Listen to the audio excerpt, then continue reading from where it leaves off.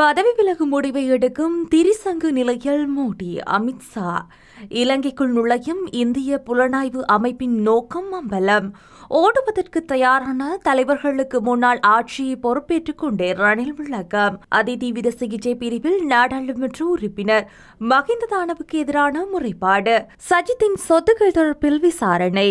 தமிழர்கள் அடக்கப்பட்டால் ஏனைய இனங்களும் நிம்மதியாக வாழ முடியாது. ஸ்ரீதரன் காட்டம். பிரதமர் நரேந்திர மோடிக்கு ஜனாதிபதி ரணில் வாழ்த்து. யாழ் போதனா வைத்தியசாலை தேசிய வைத்தியசாலையாக மாற்ற இதனை செய்ய வேண்டும். சத்தியமூர்த்தி. இந்திய தேர்தல் முடிவானது நரேந்திர மோடி தரப்புக்கு வெற்றியை பெற்றுக் கொடுத்திருந்தாலும் காங்கிரஸ் கட்சியின் வெற்றி நிலையானது. அவர்கள் 400 ஆசனங்கள் என்ற இலக்கை தகர்த்தறிந்துள்ளது என பிரித்தானியாவில் இருக்கும் அரசியல் விமர்சகர் அருள் தெரிவித்துள்ளார்.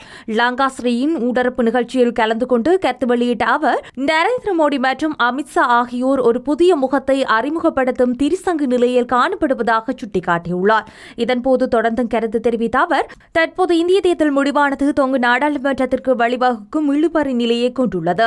இந்த நிலையில் ஒரு திரைமறைவு சமாதானத்தின் ஊடாக ஆட்சி அமைக்கும் நகர்வை பாஜக மேற்கொள்ளும் என விமர்சிக்கப்படுகின்றது. இவ்வாறான பின்னணியை கொண்ட பாஜகவின் வெற்றியை அதானி, அம்பானி போன்றோரும் விரும்புவர் என்றார். இலங்கையினால் இந்தியாவிற்கு ஆபத்து உள்ளதாக அச்சுறுத்தல் ஏற்படும் பட்சத்தில் இந்திய புலனாய்வு அமைப்பு தமது பாதுகாப்பிற்காக இலங்கைக்கு நுழைவும் வாய்ப்பு உள்ளதாக பிரித்தானியாவில் இருக்கும் ராணுவ ஆய்வாளர் கலாநிதி அரோஸ் தெரிவித்துள்ளார். லங்காஸ்ரீ ஊடரப்பு நிகழ்ச்சியில் கலந்து கொண்டு கருத்து தெரிவிக்கும் போதே அவர் இதனை குறிப்பிட்டுள்ளார். இலங்கையில் இருக்கும் தீவிரவாதத்தினை உருக்கி இந்தியாவிற்கு அனுப்புவதாக செய்தி வெளியாகி வரும் நிலையில் இந்தியா தனது பாதுகாப்பிற்காக இந்திய புலனாய்வு துறையினர் இலங்கைக்கு வந்து செல்லும் வாய்ப்புள்ளதாக கூறியுள்ளார். ரணில் விக்ரமசிங்கவிற்கும் இந்தியாவிற்கும் இடையிலான உறவு தற்போது சுமூகமாக இல்லாத நிலையில் இந்தியாவிற்கு பெரும் அச்சம் ஏற்பட்டுள்ளதாகவும் இலங்கையில் தனது கண்காணிப்பை வைத்திருக்க முற்படுவதாகவும் கூறப்படுகின்றது.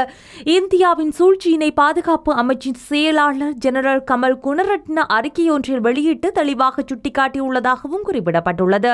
மத்திய தலைவர்கள் ஓடுவதற்கு சப்பாத்தை தேடிக் கொண்டிருந்த வேளை நான் செருப்பு காலோடு சென்று ஆட்சியை பொறுப்பேற்றுக் கொண்டேன் என ஜனாதிபதி ரணில் விக்ரமசிங்க தெரிவித்துள்ளார்.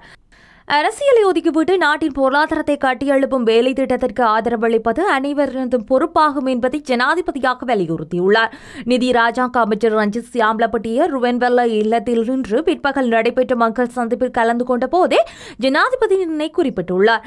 நாட்டில் ஏற்பட்ட பொருளாதார வீழ்ச்சியுடன் நாட்டின் அரசியலும் வீழ்ச்சி அடைந்துள்ளதை நினைவு கூர்ந்த ஜனாதிபதி, முதன்முறையாக அரசியல் இல்லாத அரசாங்கம் உருவாக்கப்பட்டது. தற்போது மக்களின் அன்றாட தேவைகளை பூர்த்தி செய்ய முடிந்தாலும் நாடு இன்னும் பொருளாதார நெருக்கடியிலிருந்து விடுபடவில்லை. எனவே அரசியலுக்கு அப்பாற்பட்டு நாட்டை கட்டியெழுப்ப அனைவரும் ஒன்றிணைய வேண்டும். வக்ரோத்து அடைந்துவிட்டதாக அறிவித்திருக்கும் அரசாங்கத்தினால் மக்களுக்கு எவ்வாறு இந்தளவு சலுகையை வழங்க முடியும் என சிலர் கேள்வி எழுப்புகின்றனர்.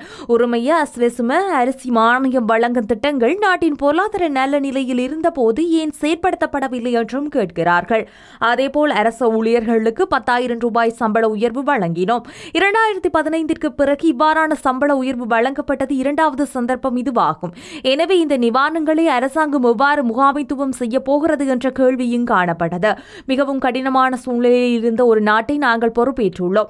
ஏனைய தலைவர்கள் ஓடுவதற்கு சப்பாத்தை தேடிக் கொண்டிருந்த வேளையில் நான் செருப்பு காலோடு சென்று ஆட்சியை பொறுப்பேற்றேன். அது மட்டுமின்றி சரியான கொள்கையின்படி செயல்பட்டோம். அதனால் சர்வதேச நாணய நிதியம் மற்றும் உலக சமூகத்தின் நம்பிக்கையை வென்றெடுத்தோம். 2 வருடங்களில் பொருளாதாரத்தை கட்டியெழுப்ப மிகவும் கடினமான தீர்மானங்களை எடுக்க வேண்டியிருந்தது. வரி அதிகரிப்பு இலகுவானதாக இருக்கவில்லை. ஆனால் அது மட்டுமே பொருளாதாரத்தை கட்டியெழுப்ப ஒரே வழியாக விளங்கியது என தெரிவித்துள்ளார். இந்தாண்டு இறுதிக்குள் நாம் பக்ரோத் நிலையில் இருந்து மீளக்கூடிய சாத்தியம் உள்ளது. ஆனால் அது போதாது. நமது நாட்டின் பொருளாதாரத்தை மாற்றத்தை ஏற்படுத்த வேண்டும். எனவே எமது பொருளாதார இலக்குகளின்படி சர்வதேச நாணய நிதியத்துடன் உடன்படிக்கைகள் மேற்கொள்ளப்பட்டுள்ளது என அவர் தெரிவித்துள்ளார். நாடாளுமன்ற உறுப்பினர் மஹிந்த தான அழுத்கமே தனது தந்தையை தாக்கியதாக நாடாளுமன்ற உறுப்பினர் குணதிலக ராஜபக்சவின் மகன் கோட்டை காவல் நிலையத்தில் முறைப்பாடு செய்துள்ளார். நாடாளுமன்ற உறுப்பினர் குணதிலக ராஜபக்சவின் எழுத்துப்பூர்வ முறைப்பாடு சமர்ப்பிக்கப்பட்டுள்ளது. மேலும் தனது தந்தையை தாக்கியதில் அவரது கால் எலும்பு முறிந்துள்ளதாகவும் அதற்கு அறுவை சிகிச்சை இரும்பு தகடு பொருத்தப்பட்டுள்ளதாகவும் அவர் குறிப்பிட்டிருக்கின்றார். அத்துடன் தனது தந்தை தற்போது கொழும்பு ராணுவ வைத்தியசாலையில் அதிதீவிர சிகிச்சை பிரிவில் மேலதிக மருத்துவ கண்காணிப்பில் இருப்பதாகவும் அவர் சுட்டிக்காட்டினார். சுட்டிக்காட்டியுள்ளார். இந்த நிலையில் கிடைக்கப்பெற்ற முறைப்பாட்டுக்கு அமைய சட்டத்தை நடைமுறைப்படுத்த நடவடிக்கை எடுத்து வருவதாக காவல்துறை ஊடக பேச்சாளர் நிகால் தல்துவ தெரிவித்துள்ளார். மேலும் முறைப்பாட்டாளர் குணதிலக ராஜபக்சவின் வாக்குமூலம் பெறுவதற்காக காவல்துறையினர் சென்ற போதிலும் அவர் தீவிர சிகிச்சை பிரிவில் இருப்பதால் வாக்குமூலம் பெற முடியாமல் போனதாகவும் காவல்துறை ஊடக பேச்சாளர் குறிப்பிட்டுள்ளார். எதிர்க்கட்சித் தலைவர் சஜித் பிரேமதாசவின் சொத்துக்கள் தொடர்பில் விசாரணைகள் ஆரம்பிக்கப்பட்டுள்ளதாக தகவல் வெளியாகியுள்ளது. லஞ்ச ஊழல் மோசடி தவிர்ப்பு ஆணைக்குழுவினால் இந்த விசாரணை ஆரம்பிக்கப்பட்டுள்ளது. மேலும் இந்த விசாரணைகளுக்கு தேவையான தகவல்களை வழங்குமாறு சபாநாயகர் மஹிந்த ஜாப அபேவர்த்தனவிடம் எழுத்து மூலம் கோரிக்கை விடுக்கப்பட்டுள்ளதாக கூறப்படுகின்றது. கடந்த 2017 ஆண்டு முதல் 2023 ஆண்டு வரையிலான காலப்பகுதியில் சஜித் பிரேமதாசன் நாடாளுமன்ற உறுப்பினராக பதவி வகிக்கும் நிலையில் சபாநாயகருக்கு சமர்ப்பித்த சொத்து விவரங்களின் உறுதிப்படுத்தப்பட்ட ஆவணம் ஒன்றை வழங்குமாறு சபாநாயகரிடம் கோரப்பட்டது. சஜித் பிரேமதாசவுக்கு எதிராக லஞ்ச ஊழல் மோசடி தவிர்ப்பு ஆணைக்குழுவின் செயற்பட்ட முறைப்பாடு ஒன்றின் அடிப்படையில் இந்த விசாரணைகள் முன்னெடுக்கப்படுவதாக தெரிவிக்கப்பட்டுள்ளமை குறிப்பிடத்தக்கது. தேசிய இனமான தமிழினம் அச்சுறுத்தப்பட்டு எப்பொழுது நிலம் பறிக்கப்பட்டு ராணுவ பிடிக்குள் வைக்கப்பட்டு அடக்கப்படுகின்ற போது அவர்களுடைய நிம்மதியற்ற வாழ்வு என்பது ஏனி இனத்தையும் இந்த மண்ணிலேயே நிம்மதியாக வாழ விடாது என நாடாளுமன்ற உறுப்பினர் சிவஞானம் ஸ்ரீதரன் தெரிவித்துள்ளார்.